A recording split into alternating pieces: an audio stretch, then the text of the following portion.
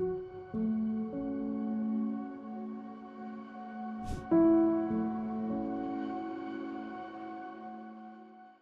дојдовте на панел 2, кој што се однесува за лидерство во технолошка средина. Јас сум Тања Михайловска-Димитриевска и јас сум председател на главен амбасадор на ВОБА за Македонија, а воедно сум и дел од менаџментот во една инвестициска банка во Англија и работам на стратешки трансформации, change management и дигитални трансформации. Оваа тема и овој панел, значи имаме топ лидери од областа на финансиите, од областа на банкарскиот сектор, бизнисот и Сојузот на стопански комори кои што ги здружува бизнисите. Но пред да започнеме со прашањата, поради тоа што сакаме да бидеме ефикасни, едноставни и да бидеме во корист на дајарито и распоредот на сите, би сакала прво да кажам дека стратешките трансформации вклучуваат дигитални трансформации, како и воведување на вештачка интелигенција. Во овие големи трансформации кои што се случуваат во големите компании на светско ниво, покрај тоа што интересот е да се направи автоматизација на процеси, да се постигне ефикасност, да се заштеди на трошоци, голем фокус се и луѓето. Каква е нашата интеракција како лидери со луѓето, какво е нашето лидерство? Представува дел и од организацијската култура на компанијата. Без јака организацијска култура, ние не можеме да имаме ниту добра дигитална трансформација, ниту воопшто добра стратешка трансформација на компанијата. Па поради тоа сметаме дека денеска темата за лидерство би сакале да ја поразговараме, какви предизвици се соочуваат топ лидерите во македонската индустрија, што гледаат како визија во лидерството во технолошка средина и да видиме нивното мислење за сите овие теми. Пред се прво би сакала да започнам со Катерина, која што е директор на EOS Matrix за Македонија и за Косово. И првото прашање, Катерина, би сакала да видам како е вашето сознание за лидерството во технолошка средина, значи во дигиталната трансформација во Косово, а исто така и во Македонија. Ти благодарам, Тања. Јас доаѓам од компанија која навистина многу вложува во дигитална трансформација, особено во последните неколку години, и навистина искуствено можам да споделам што тоа значи низ призма на лидерство, тука ќе се фокусирам. Дигитализацијата, односно самата таа дигитална трансформација за која зборуваме денес, звучи многу интересно, таа така вака фенси, нас и не привлекува сите и ја прифаќаме. Меѓутоа, предизвикот е во процесот на имплементација. Значи, лидерите на компаниите треба да се свесни дека треба да ги разбираат многу длабоко процесите кои што се предмет на дигитална трансформација, бидејќи таа едноставно не е возможна доколку детално не го познаваме процесот кој што сакаме дигитално да го трансформираме. За тоа да го направиме потребно е знаење и сега тука веќе навлегуваме не само во оние основни лидерски вештини кои што треба да ги има било кој менаџер, лидер на една организација, него тука повеќе зборуваме сега и за длабоки технички познавања на самите процеси или барем на суштината на процесите, за да можеме тоа да го споиме со потребната технологија која треба да ја имплементираме и како таа навистина да ни биде од полза. Бидејќи процеси кои не се подготвени да се дигитализираат, тие не може да се дигитализираат и ние вечно ќе се вртиме во круг дека нешто дигитализираме или трансформираме и на крај нема да имаме никакви резултати. Од тука јас потенцирам дека лидерот мора да ја разбере својата улога пред се со едно длабоко разбирање за самиот процес, но и за луѓето, и тука треба да бидеме навистина најблагиот збор што вака ми доаѓа, навистина свесни за тоа кој квалитет на луѓе ни е потребен околу нас, за да можеме да постигнеме процес на дигитална трансформација. Не ретко се случува да дојдеме до свесност дека луѓето со кои што најтесно сме соработувале повеќе не може да ни помогнат доколку сакаме да идеме во процес на дигитална трансформација, и тоа е сосема фер и сосема логично да го заклучиме и е сосема окей од перспектива на лидер да вклучиме надворешна стручна експертска помош која ќе не однесе на тој следен чекор, на тоа следно скалило од нашиот развој. Сега лидерот тука треба да работи со своите постојни соработници, да им обезбеди на сигурна зона дека тоа не е така страшно, ние зборувавме во претходниот панел, дали треба да се плашиме, не треба да се плашиме, ние треба да прифатиме. Кога ќе прифатиме, улогата на лидерот е да ја обезбеди таа сигурна зона, улогата на лидерот тука е да користи алатки од лидерството кои што повеќе се однесуваат на можеби ситуационото лидерство, лидерство кое што е базирано на разбирање на емоции, тука значи емоционалната интелигенција да се примени и така натаму, кое што ќе направи тимот да верува во тоа што го работи. Тука е улогата на лидерот. Каде сме ние?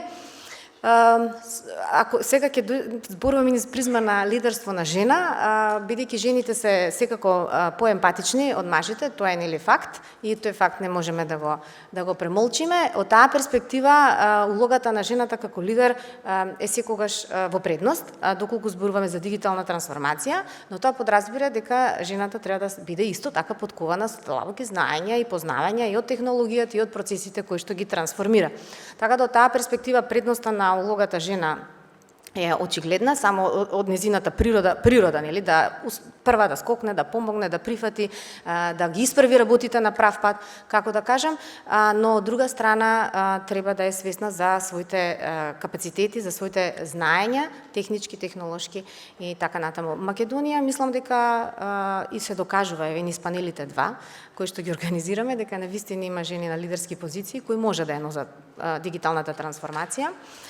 Пазарот како Косово е исто така интересен, во многу голем развој, во многу голем подем и таму се сретнуваат многу интересни примери и ме радува тоа што не заостануваат многу за она што се случува. Пак е тука поентата колку сме ние отворени да го прифатиме тоа, да го разбереме и заеднички да одиме во процесот на дигитална трансформација. Благодарам многу. Следен соговорник, господја Нина, вие сте член на управниот одбор на Шпаркасе банка и лидер со големо искуство. Би сакала да искомбинирам две прашања во едно прашање, за да бидеме ефикасни, нели? Првото прашање ми е, може ли да споделите некои успешни имплементации на нови дигитални технологии и вештачка интелигенција кои што помогнале во подобрување на ефикасноста, во клиентското искуство или да се донесат подобри одлуки во вашата банка. Исто така би сакала да слушнам од вас кои се специфичните придонеси на жените во дигиталното лидерство. Благодарам, Тања. Да се заблагодарам на поканата. Во првиот момент кога видов дека панелот трае 30 минути, викам јас сам уста да отворам, поминаа пола сат, така да треба да внимаваме како ќе се вклопам. Најверојатно, Орце, ти треба да се сложиш со сите ние што ќе кажеме, па да го скратиме времето на панелот, нели најпаметни сме ние жените. Да. Како помага вештачката интелигенција? Татјана начна на претходниот панел една тема, така и јас ќе кажам како вештачката интелигенција помогна на банкарството денес на овој панел. Пред минатата недела побарав колегите да ми обезбедат материјали за спремање за овој панел и кога ги добив материјалите, викам, па сигурно не сте сериозни, олку материјали јас од факултет немам прочитано. Не се обратив до вештачката интелигенција и викам, имам толку време, ве молам самари, направите ми за да дадам заклучок на панелот. Го скрати премногу материјалот, викам не, ајде се малце повеќе. Ги разбра на крај моите потреби, ги задоволи моите потреби и ми спреми материјал кој што е неопходен тука за да презентирам и дискусија да имам на панелот. Што ќе се случуваше ако сето ова го дадев на моите колеги или па не дај Боже јас да требаше да го правам, може да замислите колку овој процес ќе траеше, колку тоа скапо ќе ја чинеше банката, затоа што многу колеги ангажирани на некои позиции треба да работат на тоа, а на крај секако дадовме голем придонес за банкарството и за нашите клиенти, пошто колегите се занимаваа со клиентите и работеа во функција на задоволување на нивните потреби. Заклучокот е тоа. Вештачката интелигенција и во банкарството, како и во секоја друга област, треба да најпрвин да придонесе кон зголемување, првон да ги разбере потребите на клиентите и да придонесе кон зголемување на нивното задоволство, при тоа кратејќи го многу времето, оптимизација на самите процеси и на крај да дојдеме до тоа да тоа се покаже некако и во билансите на банката. Во овој момент, значи, како вештачката интелигенција може да да помогне и на клиентите и на банката ни с неколку чекори. Едното е развивање на тој дел на самообслужување на клиентите. Катерина го начина тој дел како банките треба да напредуваат. Во овој момент имаме оптимизација на процесите, го кажавме преку зголемување на продуктивноста на продажната сила. Тоа значи дека доколку ги ослободиме од непродуктивни и активности кои што вештачката интелигенција може да ги задоволи, тие треба да се насочат кон клучните активности, а тоа е навистина разбирање на потребите на нашите клиенти. Сега, како Шпарка се банка во цел овој контекст, што направила? Ние во изминатиот период многу работевме на оптимизација и роботизација генерално на процесите.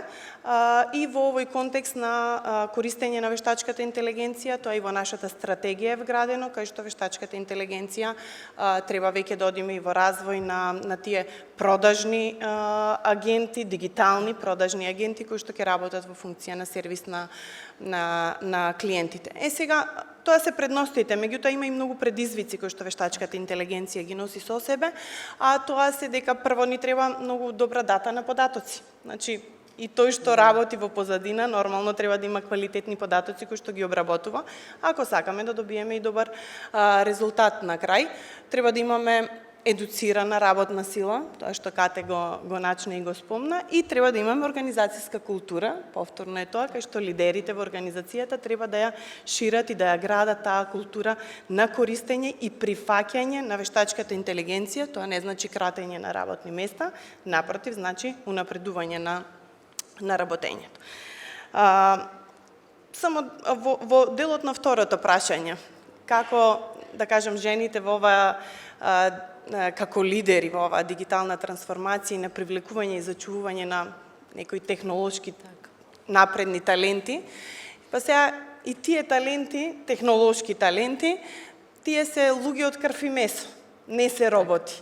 Значи, кај нив пристапот е треба да ги сослушаме, да ги разбереме нивните потреби, да ја прилагодиме работната средина, така да ги прифати инклузивност, да направиме да секој да даде свој придонес со својата различност, да даде свој придонес кон институцијата. Сега тука жените повторно со тој некој мајчински инстинкт, некоја поразвиена емоционална интелигенција, некако се еден чекор понапред да може да ги прифаќаат, да ги разбираат различните потреби и некако да ги инкорпорираат во функција сепак на институцијата. Тоа не значи дека ќе прифаќаме непринципиелност, напротив, нема да прифаќаме андерперформери, тоа сигурно не, меѓутоа на еден поинаков начин и поинаков пристап ќе придонесеме тие луѓе да се некако да ги онбордираме фул и да ги искористиме нивните вештини и потенцијал кон развојот што го очекуваме и кој го планираме. Значи, со таа своја аналитичност, дисциплинираност која што ја имаме, спремност за инклузивност, сето тоа некако не става во таа позиција да бидеме во функција на нашите луѓе, за да ја градиме средината. Само да се разбереме, тоа не значи, далеко од тоа, дека жените се подобри лидери по дефиниција. Прво, јас сум таа која што прокламира и застапува дека или си лидер, или не си лидер. Не е битно дали си маж или жена. Само разликата е во некој различен пристап, во одредена ситуација и во одредена околина, одредено однесување, функционира и дава повеќе, да кажам, придонес кон ситуацијата и некаков резултат. Во некоја друга ситуација, па можеби еднаш машкиот, еднаш женскиот пристапот на жените ќе даде некаков придонес и затоа можеби е најдобра онаа диверзификација која што имаме и во топ менеджментите, да имаме мешани состави кои што ги викаме ги мажи и жени, и таа комбинацијата на едното и на другото и вештините на едните и на другите да не доведат до ситуација да направиме средина која што ќе преферирана средина за работа од страна на сите потенцијални вработени, вклучувајќи ги тие кои што се занимаваат со технолошки развој, а на крај се во функција на задоволството на нашите клиенти. Точно така, благодарам. Можем да кажем и мое видување дека и самите светски и глобални банки покрај тоа што се многу дигитализирани, значи ние можем да кажеме и од моје искуство во нашата банка имаме сите пристап на Copilot, значи си работиме со Copilot. Технологијата не е таа што ги решава проблемите, луѓето се тие што ги решаваат проблемите. Поради тоа тој човеков фактор, human factor, никогаш нема да изумре со воведување на дигитализација или со вештачка интелигенција. Туку напротив, тој е тој драйвер што треба да даде насока како таа технологија ќе се развива и во која насока ќе видат пред се, за да се постигнат позитивни аутками на крај од цела оваа дигитализација. Второ, да помогнеме ние како лидери за апскилинг на вработените. И трето, како лидери секогаш да останеме на топ on the top level на сите change management работи што се случуваат на светско ниво. Благодарам многу. Следно би сакала, Орце Симов, да ве прашам, вие како подпредседател на Сојузот на стопански комори, јас би сакала да кажам дека на интересни 3 согледувања кои што се разговара на светскиот самит во Давос беа дека тоа што споменав дека лидерите треба да останат on the top of change management. Дури McKinsey во нивната студија кажува дека еден од $2 оваа година од профитот на компаниите ќе биде потрошен за change management. Ова за малите и средните предпријатија представува стварно јадење на нивната маржа и значи треба да се види како тие компании таа маржа ќе им страда нивниот профит, но сепак мора да ги направат овие промени за да останат конкурентни на пазарот. Па поради тоа што вие имате блиска соработка со многу бизниси, а исто така и вклучени сте и во дигиталната трансформација, едно прашање за вас е како вие, кои што ја представувате бизнес заедницата, гледате на влијанието на дигиталната технологија врз иднината на бизнес секторот во Македонија и пошироко? Дигиталната трансформација, кога зборуваме од аспект на бизнисот, не е прашање дали сакаме да ја направиме или не, туку тоа е прашање на тоа дали компаниите ќе опстанат или не. Тоа е прашање за преживување. Дигиталната трансформација, како што спомнаа и претходните говорнички, овозможува многу предности. Компаниите стануваат поиновативни, побрзо ги даваат производите или услугите, имаат повисока стапка на иновации, пократко време на изфрлање на нов производ на пазарот. Имаат намалени трошоци, зголемен број на канали на комуникација со корисниците и намалени трошоци. Младите луѓе се повеќе поминуваат пред екраните на мобилните телефони и светот го восприемаат преку низ сајбер просторот. Така што, доколку компаниите не се присутни во дигиталниот простор, доколку не ги дигитализираат нивните услуги што ги даваат на нивните корисници, тие нема да бидат видливи за понатамошниот свет.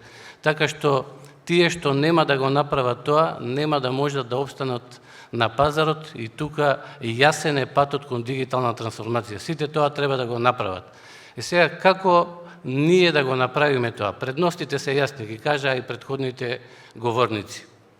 Јас сега свежи ми се импресиите, ноќта во 3 сатот слетав од Mobile World Congress, кој што се одржуваше во Барселона, на која што беа изложени најнови технологии од областа на вештачката интелигенција, дигиталната трансформација, сајбербезбедноста и се што најново се случува во светот. Едноставно може да се забележи дека Кина е во голема експанзија, САД настојува да го одржи приматот што го има во светот, меѓутоа забележливо е дека Европа многу касни и зад Кина и за Соединетите Американски држави. А ние од балканските земји воопшто не сме ни присутни, нема што ни да понудиме таму. Ние сме присутни само во форма на посетители на тие настани. За да се направи дигиталната трансформација, за да се имплементира вештачка интелигенција, што ќе биде неопходност, за да ние овозможиме понатаму нашата земја колку толку да го одржува растојанието со развиениот свет, па дури и да го намалува, за да овозможиме добри услови за водење на бизнис во Македонија, за да овозможиме добри услови за живење на нашите луѓе во Македонија, треба да ги направиме тие работи. Меѓутоа се соочуваме со повеќе пречки. Како да се направи Тоа во услови кога бруто домашниот производ е $8.000 по глава на жител, а сите тие технологии чинат исто и толку колку што чинат и таму каде што бруто домашниот производ е $100.000. Како да го направиме тоа кога имаме недостиг на квалификувана работна сила? Една од претходните говорнички спомна дека за да се направи дигитална трансформација е потребно големо знаење на процесите. Дигитална трансформација значи да ги реиновирате процесите што ги имате во вашата организација. Значи, вие апсолутно добро, односно одлично, мора да ги познавате процесите и понатаму треба да имате толкаво знаење да ги оптимизирате тие процеси, да ги оптимизирате и потребните документи за тие процеси. И откако сето тоа ќе се направи, тогаш да се пристапи кон изработка на информациони системи, односно софтверски решенија, кои што ќе го овозможат тоа. Ние во Македонија, нашиот IT кадар е ангажиран и работи како изнаемен кадар за надворешни компании, работи за светскиот пазар, затоа што информатиката, како ретко која друга професија, овозможува да се живее тука, а да се работи исто како да се во странство. Значи, нашите луѓе се ангажирани како во текстилната лон индустрија, работат за светскиот пазар, за земите каде што е голем бруто домашниот производ и нивните плати се на €2.000. Дали нашето стопанство од било која област, а му е неопходно потребна дигиталната трансформација, кога имаме бруто домашен производ од $8.000 по глава на жител, може да си го дозволи тоа ниво на плаќање што си го дозволуваат земите со многу поголем бруто домашен производ. Тоа е една значајна пречка што ќе имаме во дигиталната трансформација. На Mobile World Congress веќе не се зборува ни толку многу за дигитална трансформација. Тоа е една тема така значајна во светот, меѓутоа веќе се појавуваат многу поважни теми, а тоа е вештачката интелигенција и сајбер безбедноста, затоа што и вештачка интелигенција и дигитална трансформација без сајбер безбедност ќе бидат сигурен пат кон катастрофа. Доколку ние имплементираме алатки за вештачка интелигенција, доколку го трансформираме нашето работење и почнеме да работиме низ дигитални алатки, нашите информациони системи ќе бидат достапни од било која точка на земјината топка. И доколку некој го нападне нашиот информационен систем, тој ќе биде недостапен за корисниците. Значи, доколку нема сајбер безбедност, нема да има ни процеси кои што ќе ги задоволуваат потребите на клиентите. Така што сајбер безбедноста мора да оди во паралела со таа дигитална трансформација. Така ви благодарам многу. Сајбер безбедноста, вештачката интелигенција стануваат многу позначајни во дигиталната трансформација, поради тоа што и тие се дел од дигиталната трансформација, како ги менуваме работите во компанијата, и тоа е тема која што е многу значајна, како компаниите и банките и финансискиот сектор, како и државата ќе се заштитиме и што мерки ќе превземеме кон тоа. Ви благодарам на вашето согледување како подпредседател на Сојузот на стопански комори. Следниот соговорник ни е господја Билјана Мишич, која што е главен извршен директор на ЮТ Македонија.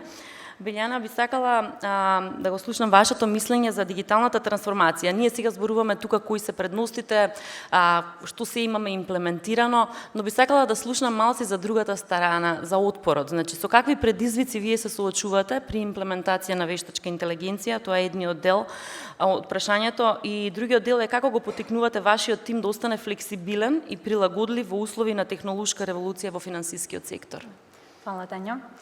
Во современото финансиско окружување, дигиталната трансформација станува клучот за конкурентност и одржливост. Од аспект на вработен кој што 20 години бил во банкарски сектор, близу 2 децении, и последните 2 години во финтек индустрија, можам да ја направам многу добро паралелата меѓу овие два системи во поглед на имплементација на технологијата и како ја применуваат технологијата во своите системи. Историските долгогодишни процеси и процедури во традиционалниот финансиски сектор се базираат на обемна документација, биле базирани историски, секако неминовно на голема документација, физички документи, образци, шаблони, голема инфраструктура на мрежи на филиали, на вработени кои што извршуваат рутински операции и секако дека е нужно и неопходно дигиталната трансформација да овие системи ја гледаат во насока на оптимизација на големата инфраструктура, меѓутоа и како што спомна Нина, роботизација и автоматизација на токму они операции кои што се рутински, а се извршуваат од човек. Во поглед на отпорот, дали вработените ќе пружаат отпор, особено оние вработени кои што ги вршат токму овие рутински операции, многу зависи од тоа каква перспектива ќе даде менаџментот во однос на доквалификација, во однос на преквалификација и во однос на дополнително усовршување на знаењата и вештините на овие вработени и нивен кариерен пат во посуштински и работни позиции кои што носат дополнителна нова вредност за компанијата. Се доколку се пружа оваа перспектива на тие позиции, се дотогаш ќе имате поддршка и сојузник во вработените. Доколку не се пружа, ќе пружаат отпор. Од друга страна финтек компаниите, тие се родени дигитално и тие ја немаат оваа тешка инфраструктура која што треба да се трансформира и затоа гледаат во технологијата како свој сојузник. Во насока и на подобрување на корисничкото искуство и на подобрувањето на overall перспективите и перформансите на компанијата.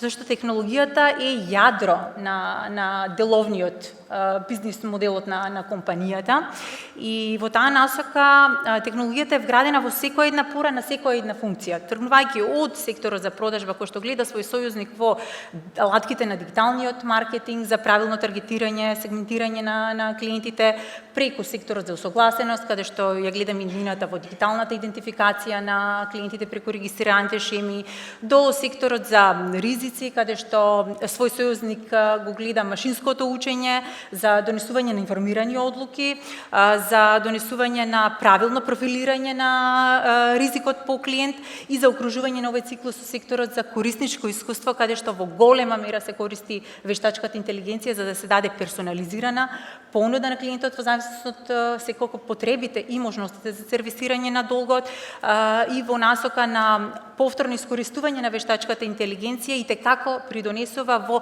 проценка на квалитетот на корисничкото искуство преку проверка на секоја една интеракција со секој еден клиент.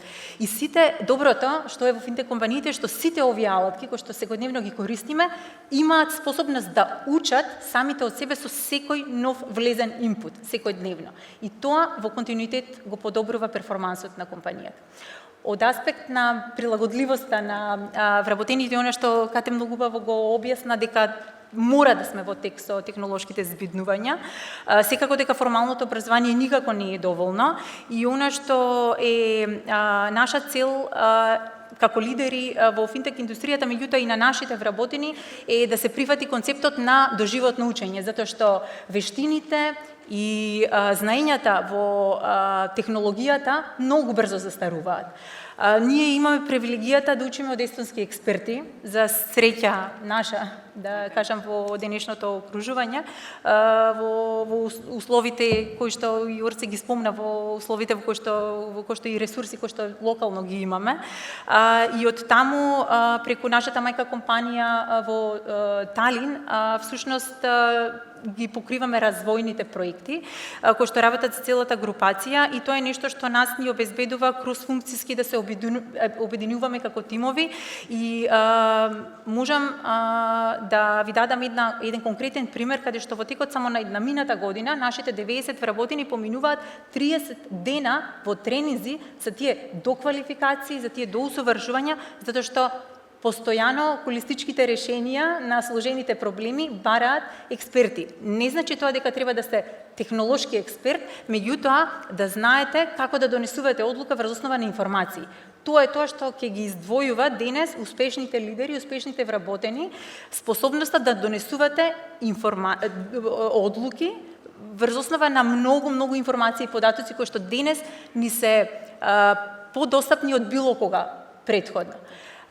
и во поглед на улогата на жената, затоа што еве веќе и сите ја споменавме темата, би споменала само дека сме еден многу добар пример за инклузија по основ на полова застапеност, затоа што 60% во нашата компанија се веќе жени, а 65% се веќе дел од менеджментската позиција на високи и среден менеджмент во компанијата, што ни е многу драго како технолошка компанија, дека веќе улогата на жената и како движи и се напредува во нагорна линија. Благодарам многу. Како заклучок на овој панел можеме да кажеме, и многу убаво и Билјана кажа на крајот, дека кој е лидерот на еднината.